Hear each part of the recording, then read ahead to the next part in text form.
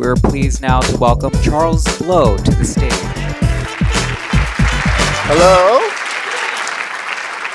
and welcome to Ideas at Ford with Charles Blow. What we do is try to bring together some of the smartest and bravest activists and thinkers to offer ideas for solving some of the world's biggest problems. Today, we're here to talk about the work of the Courage Fund, and I am honored to be joined on stage by two extraordinary women who do work around ending sexual violence against women and girls, especially in the Black community. Platinum recording artist and activist, Stephanie Sparkle Edwards, and artist, filmmaker, and activist, Aisha Shahida Simmons. Thank you both, ladies, for being here. Thank you. Tonight, you were both given awards by the Courage Fund. Congratulations. Thank you. Talk to us about the Courage Fund and the work that you've been doing. I'll start with you, Sparkle. Oh, wow.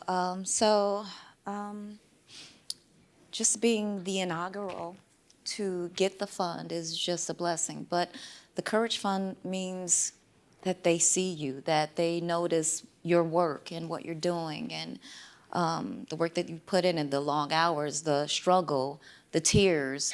It just means strength, you know, in the time of dark spaces for me. It is uplifting, and it's an honor. Yeah, that's. Thanks, you. Wow, just echoing ditto everything that Sparkle shared. For me, one of the things that I shared on when I first received the news, and it was a complete shock because I didn't even know, was just there's something very profound when you are recognized by your own. And so there's the own in terms of the community, all of the founders, Salamisha Scheherazade, Tony, Ted, Ta-Nehisi, and Camilla, they're all folks of African descent.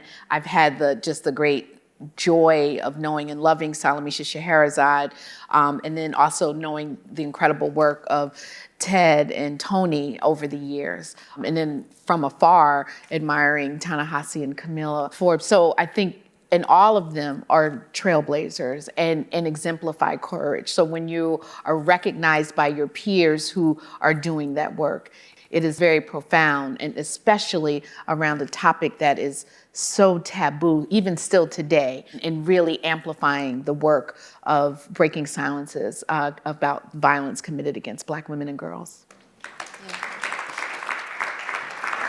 Sparkle, it's been years since you testified against R. Kelly, and that case involved an incident with your own niece, who I believe was 14 years old at the time. What did it mean for you to come forward, and how did the public, but also the music industry itself, respond to you coming forward?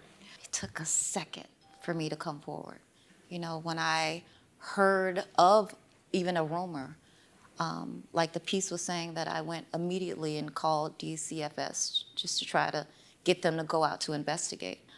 And then when I was shown the tape and that came about and there was proof that there was something happening, I went guns a-blazing. Like, I didn't think about career. I didn't think about the backlash that would come. I just reacted immediately. And I guess me growing up on the west side of Chicago and being the youngest of six, and brothers may be kicking me around sometimes, I learned how to fight. So the exterior is small, but I have a mighty blow. You know what I'm saying? So I just knew what I was kind of raised to do, and that was to fight for my own, to fight for the family. And that's what I did. And without hesitation, without regret, without feeling guilty or ashamed about anything, I did it, and And what was the response from The response from the public and from my peers, you hear that? Crickets. Like, nobody had my back. And with my family, as tight as we were, I never thought this would happen to us or anything like this. I thought they would be like behind me, beside me. Girl, get out the way, I'm in front of you. Like, nobody. There was one brother, my brother, who stood with me and love him to death, and I thank him for that daily. But my peers, like, the silence was heavy because I have friends, I thought I had friends in the business, and I do have a few, but none of them came to my rescue, so to speak. And I didn't look for them to come to my rescue because it was mine to fight. But I still would have loved for somebody to be like, girl, grab your hand, I'm gonna go with you on this. Nobody came to that. But in that still, I feel like because nobody came to my rescue, because maybe they were, of course, non-believers, or some of the guys, let me just speak for the guys, maybe some of the guys have dealt with something like this as well. Wow. So they would never want to come forward and, hold my hand or have my back because maybe theirs is coming up next. Wow. And also just my sisters, like, they were coming at me left and right. Left and right. And I was like, wow. I thought y'all would see what was going on. Y'all would see the play and, react as I would, be enraged by it. But, God held my hand, and I'm here today, thankful, with right mind, thank God. Yeah. Aisha, let's stay on that response, Okay. or non-response. Your film, No, the Rape Documentary, is just extraordinary. There are so many real women telling unflinching stories of sexual assault and rape. There's also, kind of amazing feminist thinkers trying to put all of that into context and help viewers understand it. But it's still very hard to understand a non-response from our own community. How do you contextualize that and explain that? I think, as we know, and we are, centering Black survivors, but I think it's important to kind of go out for a second, pan out, to say that nobody wants to talk about sexual violence, like regardless of race, gender identity, sexuality, socioeconomic, no one, there's so much shame, blame, stigma. And then when we factor in the impact of racism on our in communities, and we see violence committed against our communities, there's the impetus to protect, and then that gets translated into protecting those, I use harm doers, protecting the harm doers at the expense of those who they've harmed. So I think that that's a lot of the origin of the silence. And hearing what Sparkle was sharing, I started working on No in 1994, and it was like, it was crickets. And there was no social media, no email, so in terms of just getting out the word, and it was really Black women, Black straight, Black queer women, queer communities of color as well, but really saying, we're gonna support you making this film. So it was a grassroots effort. But that silence is really about protecting, and we're, constantly dealing with, racial stereotypes, tropes. There's all this that we're always having to, hold. Meanwhile, in the words of the late Black gay poet Essex Hemphill, a woman or survivor is left to heal their wounds alone.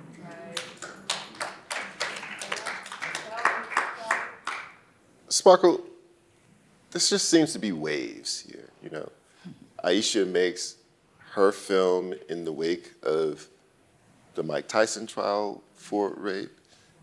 Then a wave comes with the R. Kelly situation, and now we're back in a situation where we have another very high-profile Black man accused of sexual assault.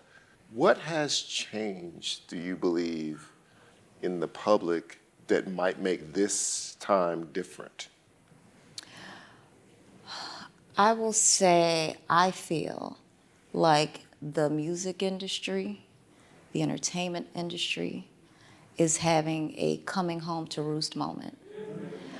And what I feel like I did was, in right timing and the steps I took, this wave, the small word I can use is crazy. Just to be here again and to have another young woman having to go through the things and many others, because there are many dealing with this pub situation, but the change, I feel like maybe I started a movement to say, y'all can do this. Y'all can come forward and speak up and tell the truth about what's going on with you. And hopefully it doesn't have to be a video to show, but you know, we all can't unsee the video with Cassie. You know, just like you can't unsee the video with my niece, for those who may have seen it. But the change, I feel like many are possibly recognizing that we need to believe young girls and women. And we need not throw stones at them, you know, because it's hard coming forward and speaking, as, you know, people would know, like the wrath of the public, like, is beyond. And we need to support those who are coming forward and believe them. I mean, the change, ever changing. Aisha, you touched on this before, which is, you know, the dilemma, the Black dilemma, which is historically rape was used as a weapon against Black men, of white women, even when they didn't commit it. And so anybody who's been to, you know, the lynching memorial, almost every one of those placards say the same thing.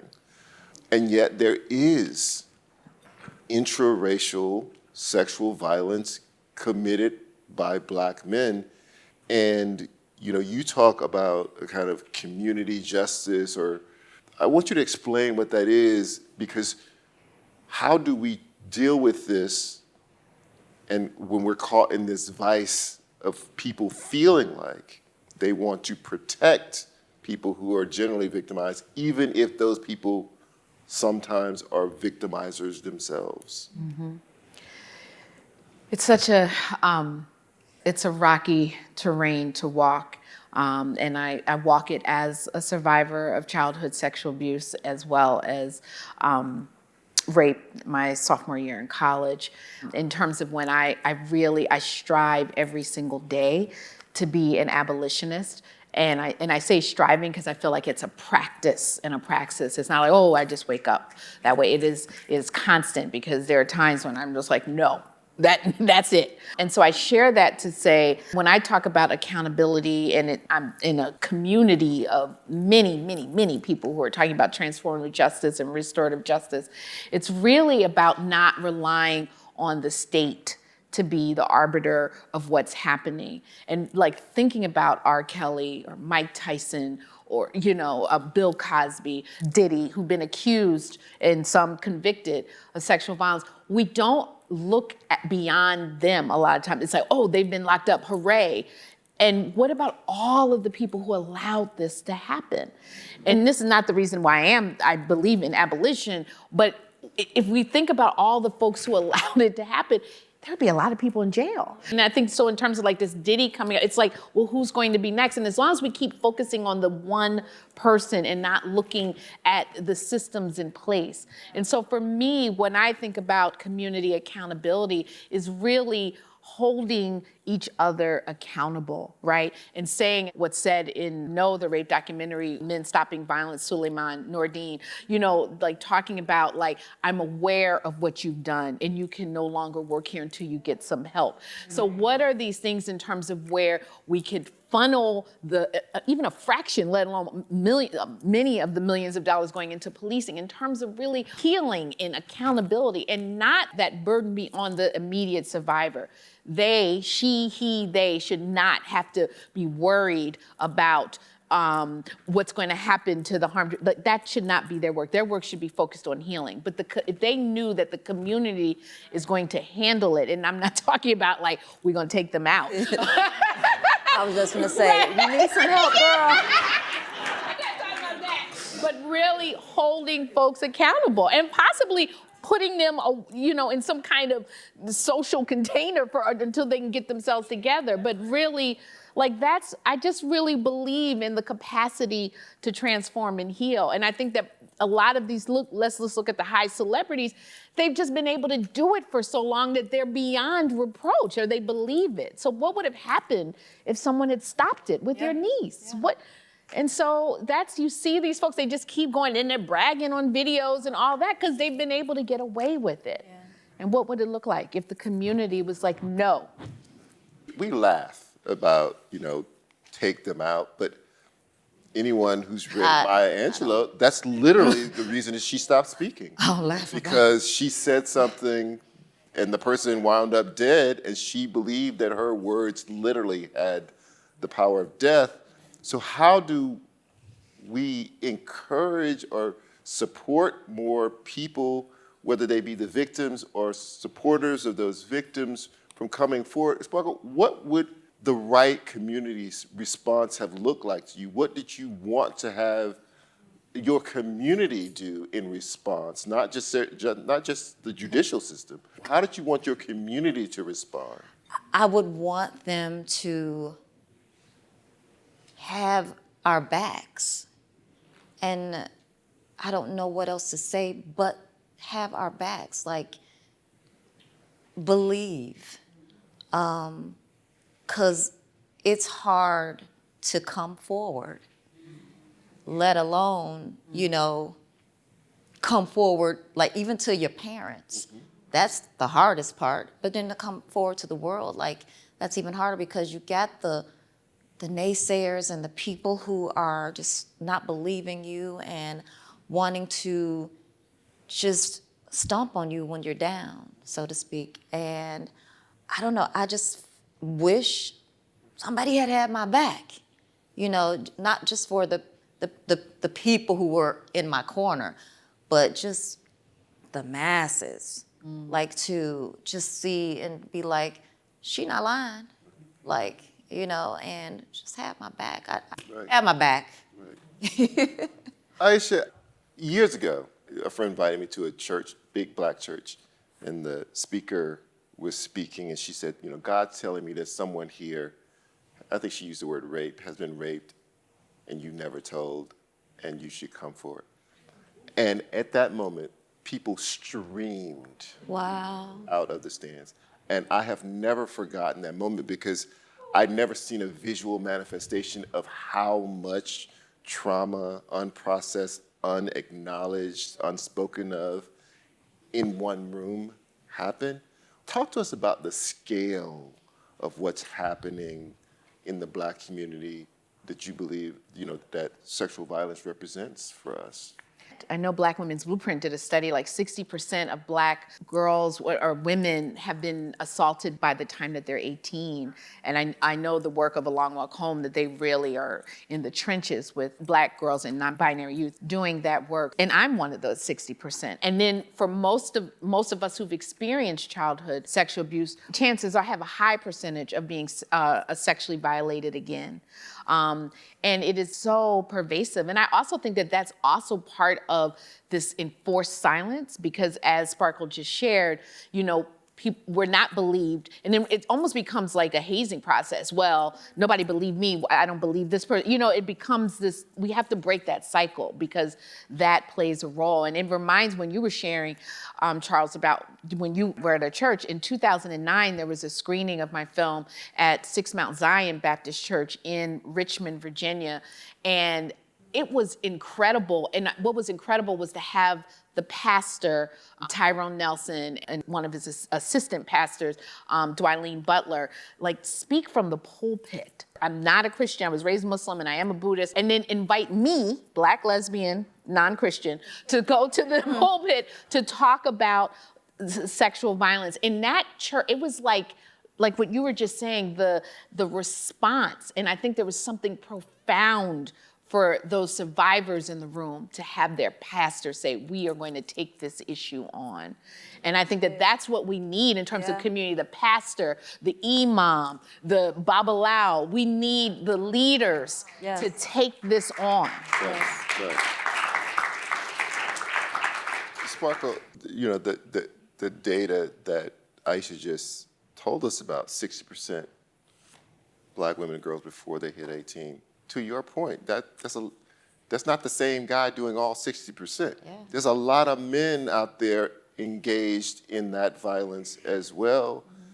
And as you were pointing out, you believe that some of the people, men who don't say anything about what they may know, what they may have seen, what they may have heard, is because they are also complicit Yes.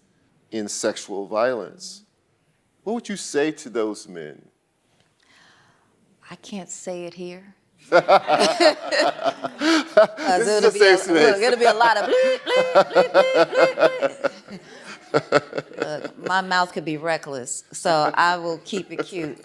But you guys look at it as if you have a sister, your mom, your auntie.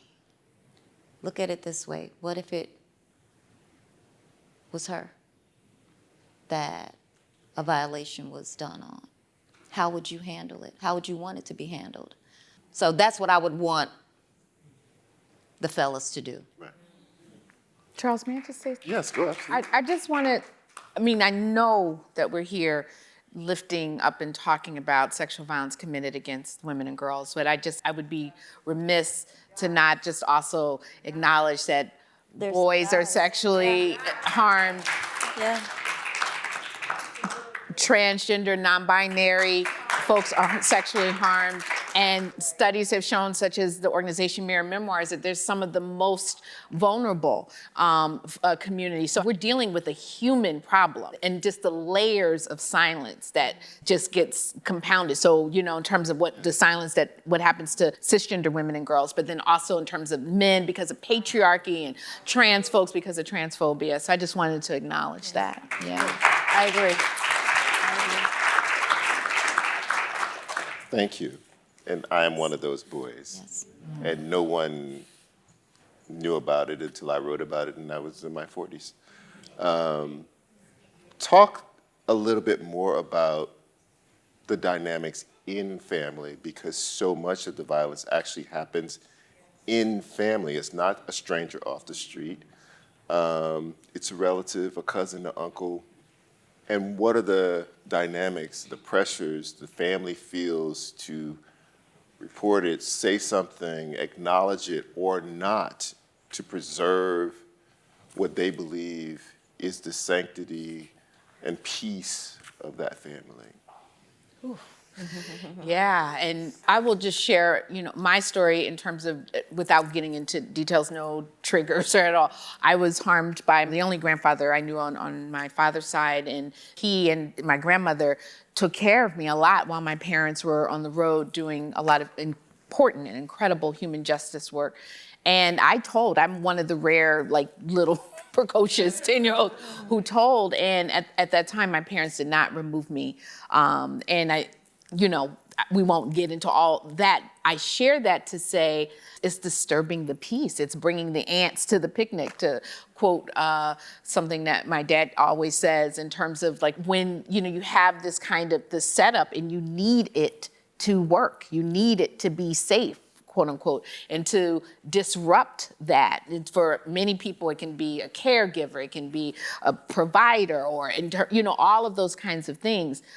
What do we do with that? And I think that that comes back in terms of my work around abolition, because I think so much of it is like, we don't want to send another person to jail. And so what would it look like if that was not the only option? Accountability, but not locked up in a cage somewhere where people are not being taught to transform. So I really believe that we learn in the family institution gets replicated, right? So we protect a family member, then we protect the athlete, the entertainer. They become an extension of us. I mean, it's amazing to watch how these people support. So I was like, do you know them? Are they your friend? Yeah. And they're ready to go to bat. And I think that in so many ways, because we learn that, right? And particularly in communities of color, and we're talking about Black communities, we learn that in terms of keeping it in the family, be quiet, or, well, she shouldn't have been doing that, or she was fast. So all of that kind of messaging happens. And it just gets compounded because of racism and classism in our communities. It's like we're all we've got. But in the meantime, we're harming each other. Let me turn the page a little bit and just ask both of you, what gives you hope in this space that we can at least move forward to a better situation where people are believed more, that there is less sexual violence against women and girls, particularly in Black communities? That we're talking about it, but we got to keep talking about it. We just got to keep shedding the light on what is going on, and continue to talk, continue to support. Just all the good feels of being supported just even allows the young girl, young boy to speak up. As Black folk, we don't have the complexion for the protection, as the late, great Paul Moody would say. So we have to police within, like you stated, and just really uplift each other. And don't be so apt to think, oh, she lying, oh, he lying. Right. Just take a beat and be like, it could be true. So let me pause for a second, just to see it out and see what it really is. And so, yeah. What gives me hope? I mean, the fact that we're here having this conversation gives me hope, right? The work of A Call to Men, of A Long Walk Home, in many, many organizations, I Am Negrique's Mirror Memoirs, like that gives me tremendous hope. And I know Sparkle had spoken to this, her life experience, and in mine in terms of with No. I remember a time, where to speak out against these issues, even I believe that we could have looked at a video of what happened to Cassie. In the 90s, people would find some way to blame her. So I think that we are at a time where we are able to discuss it. This is about the work of Me Too and Tarana Burke. Like, it's just, we're talking about this work. And the courageous, I think about the film On the Record, and one of my dear friends is featured in it, Salai Abrams, like just breaking the silence. More and more of us are breaking the silence, and more and more is seen as a community effort, right? Like it is not just like, oh, this is just this woman's issue. Definitely women and queer folks are leading the way, and men are taking this issue up as well. And that's key. And that's so critical. Yeah. Absolutely. Well, let me ask you two questions. If you were talking to a survivor of rape or sexual assault now, they were watching this, but they had never told anyone, what would you say to them? And the second part of that is, if you're watching this and you know that you have assaulted someone, or you have raped someone, and they never told, and nobody knows, what is your responsibility? What should you now do? Ooh. Sparkle? Oh, that's me. Oh, that's you. You got this. Handle it. Handle it for us both. I believe and I understand why people don't break silences. I think for those of us who've experienced sexual violence, it is important for us to speak it. It's important, though, that we speak it, find a place or person who will believe us and not victim blame us and not cross-examine us. So, because that can just send you in a spiral. So I think that that's really important. And thankfully, there are crises lines where, it can be someone you don't even know. It's nice when it is someone you know, but, just to not hold it because we're carrying it in our bones, in our somatic responses. So it is important that we release that trauma. I think so that's critical. For someone who has caused harm, I think if they are in touch with that person, I can't, and I know it's a slippery slope because we live in a carceral state. I do believe that it is important in terms of being accountable for the harm that they've caused. I believe that. I also believe the way, it's not the same, but the way in which people have been harmed hold the trauma, the people who harm hold the trauma. And so to free themselves and to free the person they harm by speaking. I want you all to give a big round of applause to Aisha and Sparkle. Thank you so much for coming. Don't miss our next episode of Ideas at 4 with Charles Blow.